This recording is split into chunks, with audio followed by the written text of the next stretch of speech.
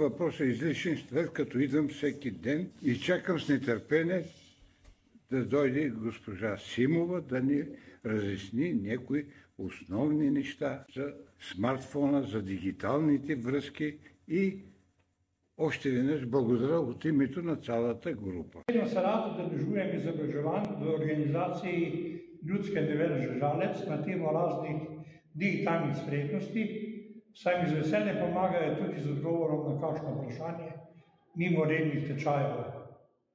Tretje življenjsko obdobje je namreč primeren čas za ustvarjanje in zapisanje spominov, kar je težko brez računalniških in brez internetnih znanj.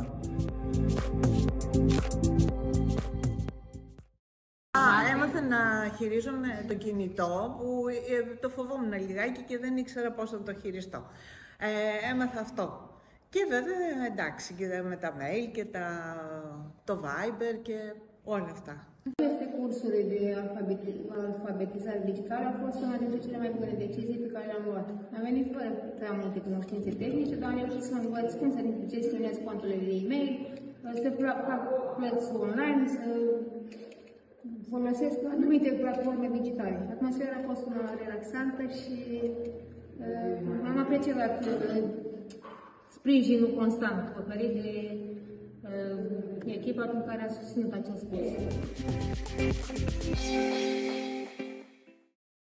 Искам още малко време, ако ти разрешат още часове, с удоволствие ще го посещаваме този курс, защото ни е приятно, научаваме интересно. Всеки път научаваме нещо интересно, което уж сме го видяли, да, ама не го знаем.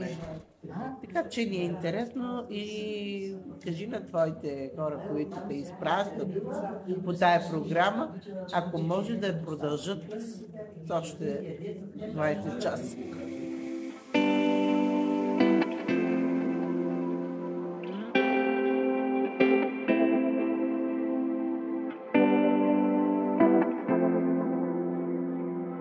Thank you.